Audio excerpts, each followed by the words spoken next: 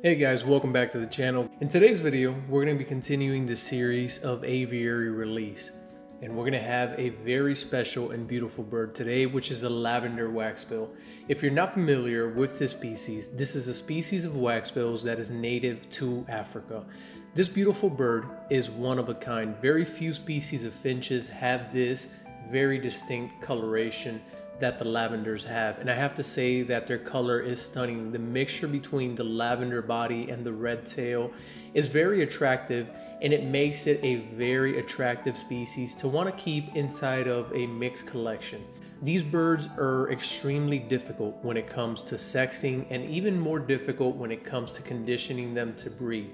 But hopefully in this video, I'll give you a couple of tips that will help you sex the birds that you have at home and will hopefully get you on the right track when it comes to breeding these birds. Like many other species of African waxbills, they are encouraged to breed when given the right nutrition. These birds require a good amount of live food in order to successfully raise their own young.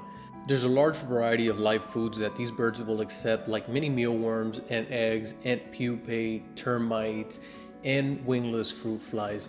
These are all varieties that I offer to the birds that are in the outdoor aviary. Now keep in mind that I also work with species that are indoors in flights, and currently I'm working with 3 lavender species. One, which is the one that you're seeing here in the outdoor aviary, and 2 other pairs that are indoors.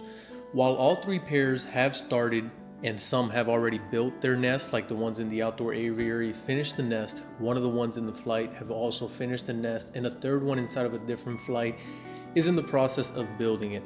Only the ones that are outdoors get the live food. None of the birds that I breed indoors get any live food, but they do get a variety of other supplements to take care of that need. For example, the egg food that I give them comes pre-mixed with a variety of freeze-dried insects from bloodworms, mealworms, crickets, and black soldier ant pupae.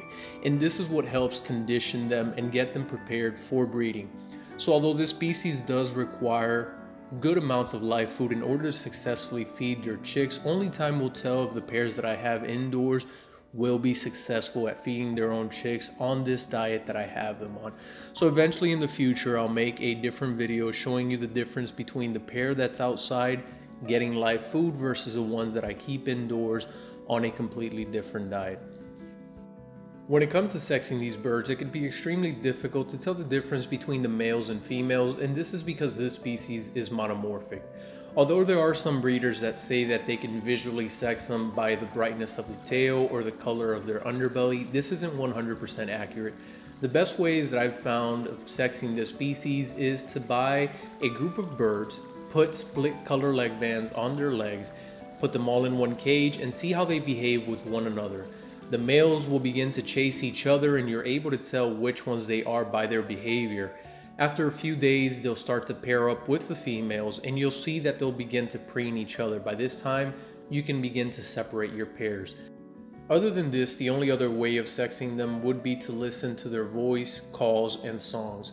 Males have a very unique song, so let's go ahead and take a minute to listen to that song and see what they sound like.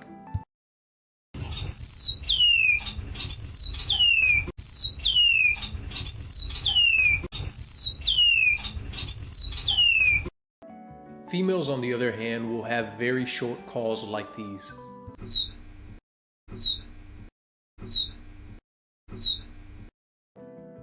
This species likes to build a very unique nest, so it is very easy to distinguish when they are nesting if you keep them in a mixed aviary collection, because their nest will always usually have a downward sloping tube entrance. So this is what makes it very easy to tell the difference between their nests and other species. As you can see from the nest in the outdoor aviary, it has a very distinguishable tube that faces downwards, and this is usually the type of entrance that they like to build for their nest.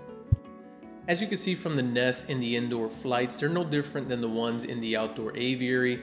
They always have this typical downward facing slope for an entrance. Now females will lay anywhere from 4 to 6 round white eggs, which they will incubate anywhere from 12 to 14 days. Both sexes will incubate the eggs until they hatch. The chicks will fledge the nest anywhere from 16 to 18 days old, and they will continue to get fed by the parents for an additional 14 days. Hopefully in the future, when I fledge some chicks, I'll do an updated video showing you a little bit more and talking a bit more about this process.